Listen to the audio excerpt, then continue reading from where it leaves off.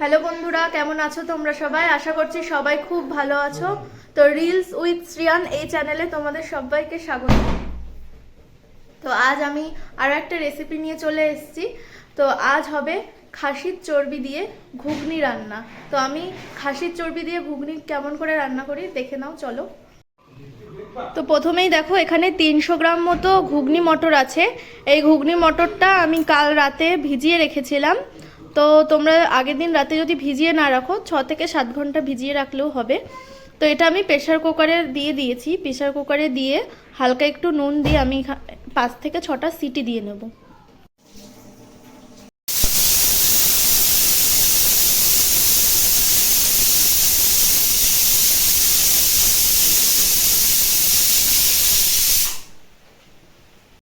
দেখো ঘুগনিটা আমার সেদ্ধ হয়ে গেছে। আর দেখো আমি ঘুগনিটা কিন্তু একেবারে সেদ্ধ করে নিইনি, একটু গোটা গোটা রেখেছি। এই দেখো, একটু গোটা গোটা রেখেছি। আর এখানে আমি আরেকটা কথা বলে রাখি, সবার প্রেশার কুকারে কিন্তু সমান নয়। আমার এখানে 5টা সিটি লেগেছে, 5টা সিটিতে এরকম গলেছে। কারোর একটু কম বেশি লাগতে পারে, তোমরা একটু চেক করে নিয়ে নিও। তো দেখো চর্বি দিয়ে ঘুগনি রান্না করতে আর কি কি লাগে।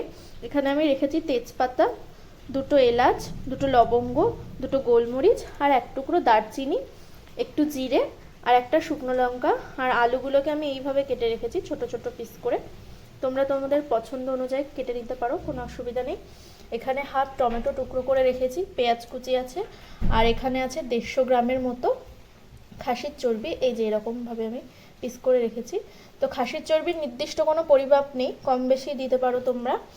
আর এখানে আমি আদা রসুন পেস্ট করে রেখেছি। আর এটার মধ্যে আছে জিরে, ধনে, আর শুকনো লঙ্কা আর কাঁচা লঙ্কা একসঙ্গে আমি পেস্ট করে নিয়েছি। তো প্রথমেই আমি কড়াইতে তেলটা দিয়ে আলুটা ভেজে নেব। আর এখানে নুন, হলুদ আর একটু স্বাদের জন্য চিনি ব্যবহার করব। তো আজকে আমি রান্নাটা সর্ষের তেল দিয়ে করব। তো কড়াইতে আমি সর্ষের তেল গরম করতে বসিয়েছি, আর পাশে এখানে আমি কিছুটা গরম জল বসিয়েছি, জল গরম করতে।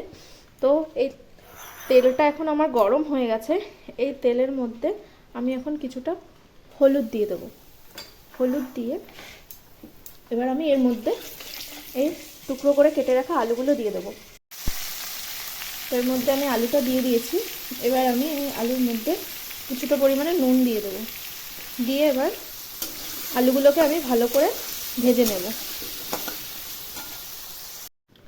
তো দেখো আলুগুলো আমার ফ্রাই করা হয়ে গেছে। আমি কিন্তু আলুগুলো খুব বেশি ফ্রাই করিনি, লাল লাল করে ফ্রাই করিনি, মোটামুটি একটু ফ্রাই করে নিয়েছি। আর এদিকে আলু ভাজার তেলটা রয়ে গেছে কড়াইতে। তো আমি কড়াইতে আর তেল দেবো না, এই কড়াইয়ের মধ্যেই, এই তেলের মধ্যেই আমি দিয়ে দেবো যে জিরেগুলো রেখেছিলাম সেই জিরে, আর দেবো যে গোটা গরম মশলা রেখেছিলাম সেগুলো, তেজপাতা আর শুকনো লঙ্কা। এবার ফোড়নটা হালকা একটু লাল লাল করে ভাজা করে নেব।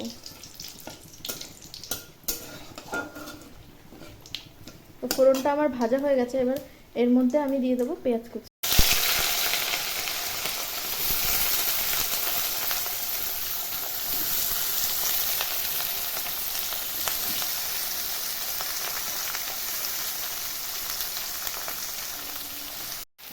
তো এই পেঁয়াজের মধ্যে আমি হালকা একটু হলুদ দিয়েছি। হলুদ দিয়ে এবার পেঁয়াজটাকে আমি একটু লাল লাল করে ভেজে নেব। তো দেখো পেঁয়াজটা আমার লাল করে ভাজা হয়ে গেছে। এবার আমি এর মধ্যে দিয়ে দেবো রসুন বাটা। রসুন বাটাটাকে দিয়ে পেঁয়াজের সাথে আর একটু ভেজে নেব।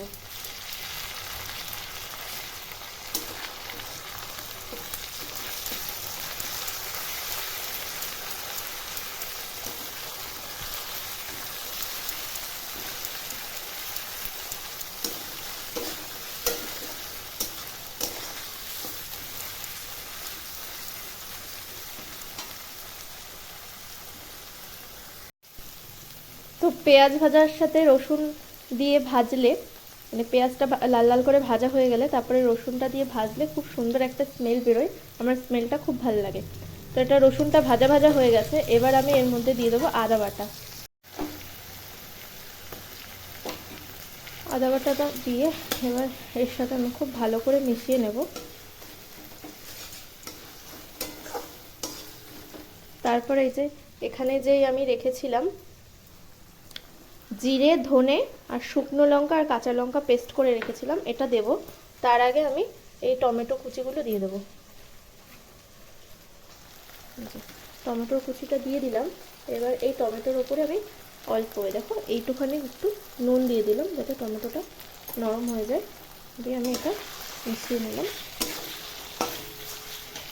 এরপরে আমি এই পেস্ট করা মশলাটা দিয়ে দেবো, পুরোটাই দিয়ে দেবো। দিয়ে এটা আমি ভালো করে নাড়াচাড়া করবো। তো দেখো আমার মশলাটা খুব ভালো করে কষা হয়ে গেছে, মশলা থেকে তেলও ছেড়ে দিয়েছে। এবার আমি এর মধ্যে এই মাংসের চর্বিগুলো দিয়ে দেবো। দিয়ে এই মশলার সাথে চর্বিটা খুব ভালো করে মিশিয়ে নেব।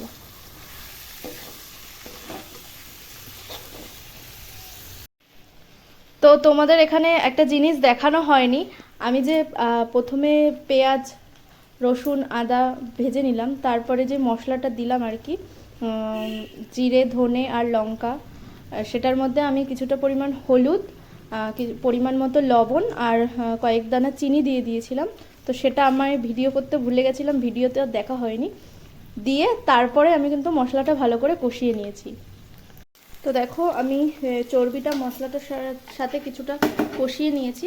এবার আমি এই ভেজে রাখা আলুগুলো আমি এর মধ্যে দিয়ে দেবো।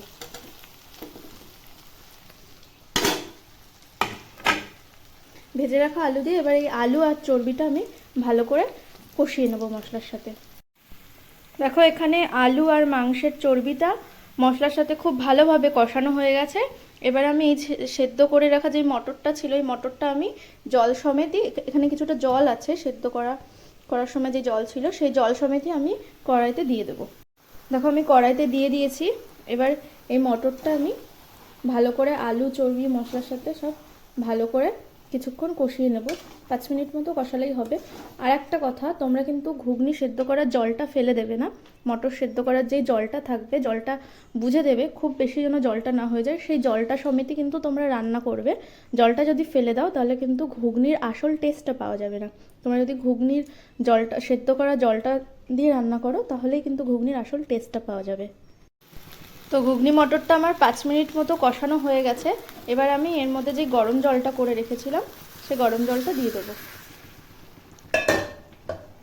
তো দেখো আমি জলটা দিয়ে দিয়েছি। জলটা দিয়ে এটা ভালো করে মিশিয়ে দেবো।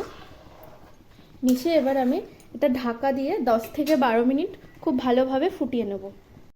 তো দেখো আমার এখানে 10 মিনিট ফোটানো হয়ে গেছে ভালো করে, ঘুগনিটা আমি ভালো করে ফুটিয়ে নিয়েছি।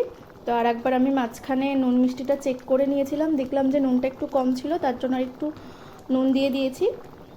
আর এখানে আমি শিলনোড়াতে কিছুটা গরম মশলা বেটে নিয়েছি। আমি এখানে গরম মশলা, বাটা গরম মশলা ইউজ করছি, তোমরা চাইলে গুঁড়ো গরম মশলাও ইউজ করতে পারো। সানরাইজের যে শাহি গরম মশলার গুঁড়ো আছে সেটা দিলেও টেস্টটা খুব ভালো হয়। তো আমি এটা এখন দিয়ে ঘুগনির মধ্যে দিয়ে গরম মশলাটা, গ্যাসের ফ্লেমটা অফ করে দেবো। তো আমি গরম মশলাটা দিয়ে গ্যাসের ফ্লেমটা অফ করে দিয়েছি। আমার রেডি হয়ে গেছে পুরোপুরি ঘুগনিটা। তো তোমাদের আজকের এই রেসিপিটা ভালো লেগে থাকলে অবশ্যই বাড়িতে একবার ট্রাই করে দেখবে। আর আমার চ্যানেলটা সাবস্ক্রাইব করে দেবে, যারা এখনও সাবস্ক্রাইব করনি তাদের কাছে অনুরোধ রইল তারা তাড়াতাড়ি করে আমার চ্যানেলটা সাবস্ক্রাইব করে দাও। আর ভিডিওটাতে একটা লাইক, শেয়ার, কমেন্ট করে দাও। ওকে বাই, দেখা হচ্ছে আবার অন্য কোনো ভিডিওতে।